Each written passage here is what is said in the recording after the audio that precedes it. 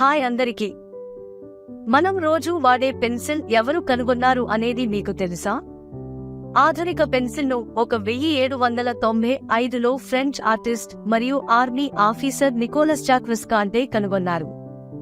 అప్పుడు వారు writing instrument తయారు చేయడానికి ఒక కొత్త ప్రాసెస్ను డెవలప్ చేశారు.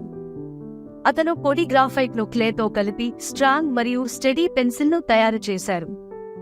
ఈ మెథడ్ డిఫరెంట్ హార్డ్నెస్ లెవెల్స్ తో పెన్సిల్స్ ప్రొడక్షన్ కు అనుమతించింది. ఈ కొత్త మెథడ్ పెన్సిల్స్ క్వాలిటీ మరియు కన్సిస్టెన్సీలో గొప్ప మార్పులు తీసుకువచ్చింది.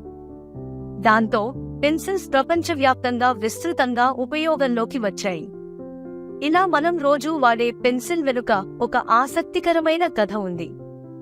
మరెప్పుడైనా పెన్సిల్ ఉపయోగించినప్పుడు నికోలస్ జాక్వెస్ కాంటే గురించిన ఈ కథను గుర్తు చేసుకోండి. ధన్యవాదాలు. ఇంకా ఇలాంటి ఆసక్తికరమైన విషయాల కోసం మా ఛానల్ను సబ్స్క్రైబ్ చేయండి.